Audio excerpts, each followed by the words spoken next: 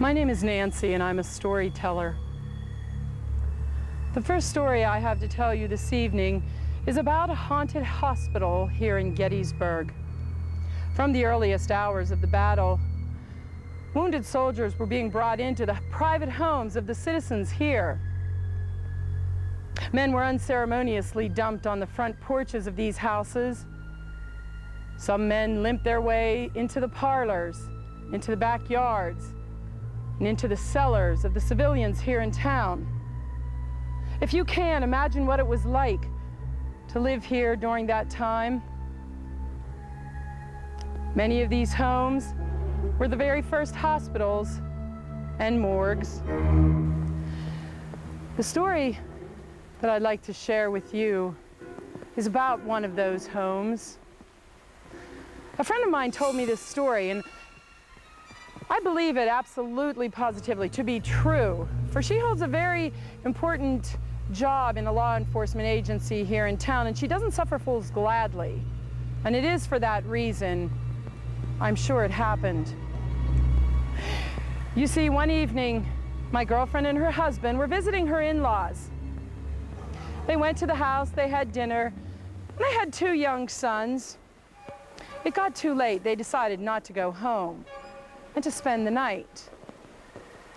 When it was time for bed, they took the youngest of their 2 sons and they deposited him in a bedroom just at the top of the stairs. With their older son, they placed him in a large middle room in the house, and they themselves slept in the far bedroom, which could only be reached by walking through the central room. Lights went out, everybody in the house went to sleep.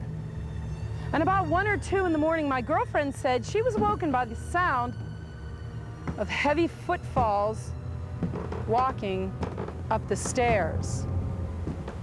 At first, of course, she thought she was just imagining it, or perhaps had heard them in a dream. But when she came full awake, she heard the steps walking through the room. Now, immediately, she began to try and wake her husband up, but he just couldn't be awoken. She pushed, she pulled at him. No matter how much she begged, he wouldn't wake up. And still, she heard the footsteps approaching closer and closer. It seemed that her heart beat in rhythm with the heavy footfalls, and she was positively terrified until she realized there was no way the footsteps could be coming this close to her room without having passed by the room of her sons before.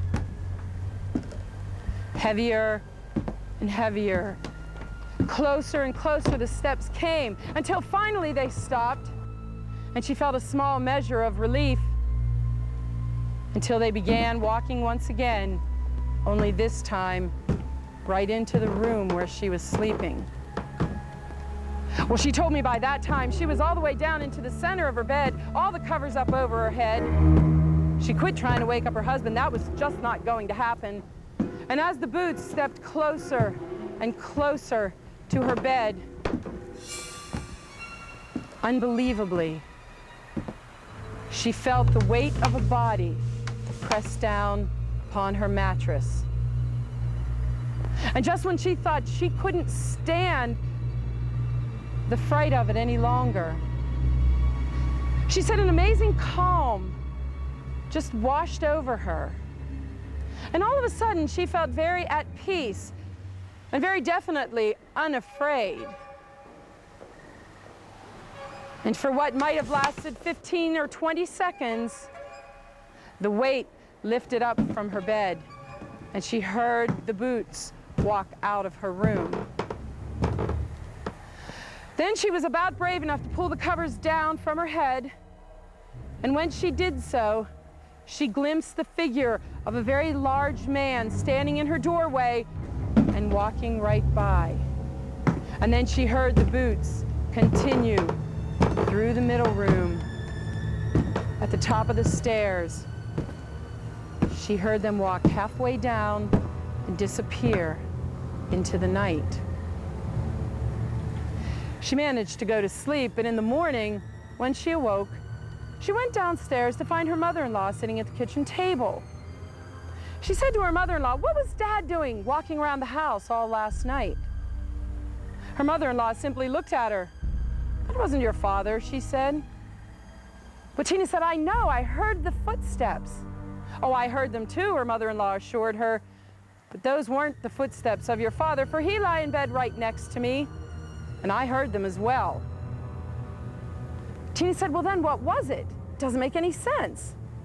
You heard it, I heard it, but no one was here." Her mother-in-law then let her in on a little family secret. You see, they lived in a haunted house. Tina said she couldn't believe it. No, why, her husband had never told her anything about their home being haunted, and he grew up there. But he stood in the corner of the kitchen and nodded in agreement.